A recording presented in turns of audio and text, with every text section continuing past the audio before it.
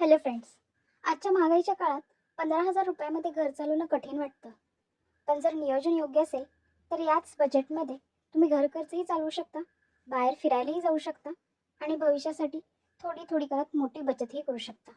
आज मी तुम्हाला सांगणार आहे एक मॅजिकल बजेट प्लॅन जो मी स्वतः अभ्यासाने तयार केला आहे. चला तर मग पाहूया. हा बजेट प्लॅन 4 व्यक्ती असलेल्या कुटुंबासाठी आहे आणि यामध्ये मी रेंट वगैरे ॲड केले नाही आहे.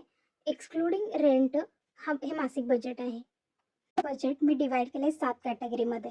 पहिल्या आहेत आपल्या घरगुती गरजा लाईक किराणा, दूध, भाजीपाला, फळं. सेकंड आपली बिलं, गॅसचं, इलेक्ट्रिसिटी, मोबाईल, इंटरनेट. थर्ड आरोग्य आणि स्वच्छता, यामध्ये औषधं, साबण, पेस्ट, आपला क्लिनिकचा खर्च. चौथं येतं आपली इन्व्हेस्टमेंट. पाचवं आपत्कालीन फंड. सहावं येतं आपल्या लाईफस्टाईल रिलेटेड खर्च लाईक बाहेर खाणं, प्रवास, मूवी. आणि 7ला मिसलेनियस ठेवलं आहे एक्स्ट्राचे जे नेसेसरी आहेत. तर तुम्ही स्क्रीनवर प्रत्येक कॅटेगरीला किती बजेट अलोकेट केले ते बघू शकता. आता आपण कॅटेगरी वाईज पाहूया. पहिल्यामध्ये येतो आपला किराणा, भाजीपाला, फळे, दूध. यामध्ये 3 ते 3.5 हजारामध्ये महिन्याचा किराणा होलसेल मार्केटमधून भरा आणि भाजीपाला, फळं, दुधासाठी 1.5 ते 2 हजार बाजूला काढून ठेवा. सेकंड येते आपली इन्व्हेस्टमेंट कॅटेगरी. यामध्ये आपण 2.5 हजारपर्यंत गुंतवणूक करू शकतो. एखाद्या चांगल्या इंडेक्स फंड किंवा स्मॉल कॅप फंडमध्ये SIP मध्ये इन्व्हेस्ट करा. साधारणतः 1,500 ते 2,000ची SIP सुरू करा. दीर्घकाळानंतर याचे मोठे पैसे होतील. उरलेल्या 500 रुपयाची तुम्ही RD करू शकता किंवा सोन्याच्या भिशीसाठी वापरा. आता आपली पुढची कॅटेगरी आहे लाईफस्टाईल रिलेटेड लाईक बाहेर खाणे आणि फिरणे.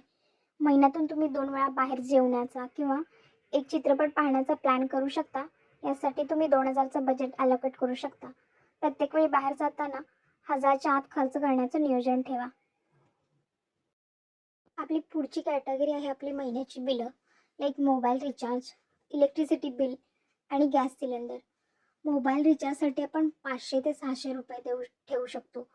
इलेक्ट्रिसिटी बिलसाठी 500 ते 700च्या रेंजमध्ये आणि गॅस सिलेंडर 1.5 महिन्याला एक सिलेंडर जाईल या हिशोबाने 500. आता प्रत्येकाच्या घरी हे थोडंफार व्हॅरी होऊ शकतो. कुणाची इलेक्ट्रिसिटी कमी असेल, सिलेंडरचं वापर जास्त असेल. नेक्स्ट कॅटेगरी आहे आपली आरोग्य आणि स्वच्छता रिलेटेड, ज्याच्यासाठी मी 1,200 रुपये अलोकेट केले. स्वच्छता साहित्यामध्ये येतं साबण, वॉशिंग पावडर, टूथपेस्ट आणि छोट्या मोठ्या बऱ्याचशाच स्वच्छतेच्या वस्तू. यासाठी मी 400 ते 500 बजेट अलोकेट केलं आहे. आणि आपल्या महिन्याच्या औषधं आणि क्लिनिक व्हिजिटसाठी 700 ते 800 रुपये बाजूला काढून ठेवावे. आता हे थोडंफार व्हॅरी होऊ शकतं. इमर्जन्सी फंड म्हणून आपण 1,000 रुपये बाजूला काढून ठेवू शकतो. हे पैसे कधीही खर्च करू नका. हे पैसे एका वेगळ्या बँक खात्यामध्ये साठवून ठेवा, जे फक्त हॉस्पिटल किंवा मोठ्या संकटाच्या वेळीच वापरता येतील.